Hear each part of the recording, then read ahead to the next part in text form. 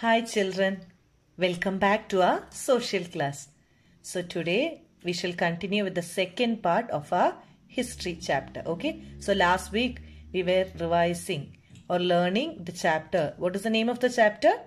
In the earliest cities. Okay, in the first part we saw about Harappan culture, what were the craft, metals, what were they used. Okay, so now we are going to see about the next topic, which is called in search of raw materials. Okay, what is the topic? In search of raw materials. So first, do you know what a raw material is? Okay, so shall we see? So raw materials are substances that are either found naturally. Okay, so raw materials are substances that are found naturally. What are the example? Your wood or ores of metals, or produced by farmers or herders. Okay, so they can be either natural one or a produced one. They are called raw materials. Okay, so these are then processed to produce finished good. Okay, raw material is processed to get a finished product. For example, cotton that is produced by farmers, raw material that may be processed to make cloth. Okay, so cotton is a product that you get from plants, isn't it? So the cotton is processed.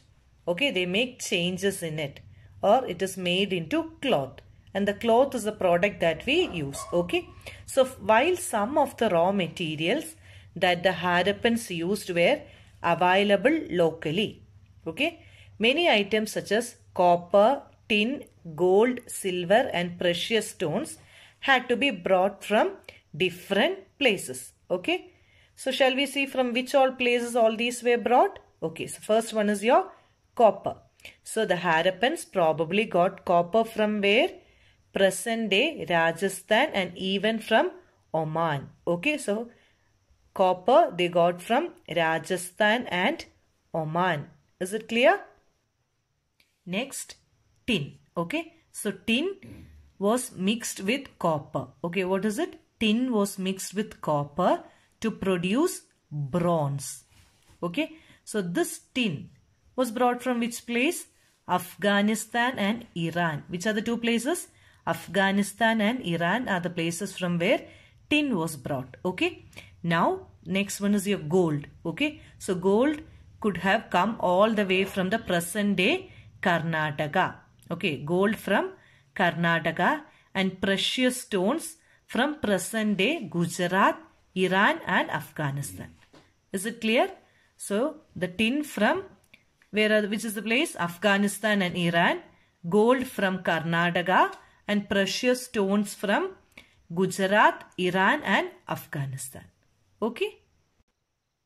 So now we are going to see about the next one, which is called food for people in the cities. Okay, so while many people lived in cities, others living in the countryside, okay, those who are living in the village or countryside grew crops. Okay, they did farming and reared animals. These farmers and herders supplied food to the craftsperson, scribes and rulers in the city. Is it clear? So farmers and herders supplied food to whom? Craft person, scribe and rulers in the cities. So we know from the remains of plants that Harappans grew which all crops? Wheat, barley, pulses, peas, rice, sesame, linseed and mustard. I'll repeat it. Which are the crops grown by them? Wheat, barley, pulses, peas, rice, sesame, linseed and mustard. Okay. So a new tool. What was the name of the tool? Plough. You know now what is a plough. So a new tool. The plough was used to dig the earth for turning the soil and planting seed. Children, it is an important one word. Okay. They may ask you, dash is the tool used to dig the earth for turning the soil and planting seeds. So what is it? Plough. P-L-O-U-G-H. Okay. So while real ploughs, which were probably made of wood, have not survived, toy models have been found. As you know, wood cannot be in soil for a long time. Okay. Now, as this region does not receive heavy rainfall, some form of irrigation may have been used. Okay. So, when you don't have rainfall, you should go for irrigation. Only then the plants can grow. Okay. So, this means that the water was stored and supplied to the fields when the plants were growing. So, what did they do? They stored the water. Okay. And it was supplied to the fields. Now, so the Harappans reared, which are the animals which they reared? Cattle, sheep, goat and buffalo. Okay. So water and pastures were available around settlement. That is, water and pastures were available wherever they stayed. However, in the dry summer month, okay, when it was summer was heavy, large herds of animals were probably taken to a greater distance in search of grass and water. Okay, so they were taken to longer distance in search of grass and water. They also collected fruits like ber, ber fruit they collected. They caught fish and hunted wild animals like the antelope. Okay, now we are going to see about a closer look. Harappan towns in Gujarat. Okay, so the city of Dholavira. Okay, the city of Dholavira was located on Kadir Bait. Where is it? Dholavira was located on Kadir Bait, also spelled as Bet, in the Rann of Kutch, where there was fresh water and fertile soil. So they had fresh water and fertile soil. Okay. So unlike some of the other Harappan cities, which were divided into two parts. You know, the Harappan cities were divided to two parts. That is, the lower and upper. Now, Dholavira was divided into three parts. Okay, how many parts was Dholavira divided? 3 parts. And each part was surrounded with massive stone wall. Okay, they had big stone walls around each division with entrances through gateway. So, if you have to enter, you will have a gateway. Okay, so there was also a large open area in the settlement where public ceremonies could be held. Okay, so large open area was there for public ceremonies, for some public functions. Okay, other finds include large letters of the Harappan script. Okay, they also found large letters. What is it? Large letters of the Harappan script that were carved out of white stone. Okay, it was made up of white stone and perhaps inlaid in wood. This is a unique find as generally Harappan writings has been found on small objects such as seals. Okay. So the city of Lothal stood beside a tributary of Sabarmati. So which was the tributary which was beside Lothal? Sabarmati. Okay. City of Lothal was beside a tributary of Sabarmati in Gujarat, which is close to Gulf of Kambat. Okay. It was situated near areas where raw materials such as semi-precious stones were easily available. Okay. Here you had semi-precious stones available in Gujarat. Already we learned, right? Precious stones were brought from Gujarat. Now, this was an important center for making objects out of stone, shell and metal. So, in these places, they were making objects made of stone, shell and metal. There was also a storehouse in the city. You had a storehouse in the city. Many seals and sealings. What are the two things?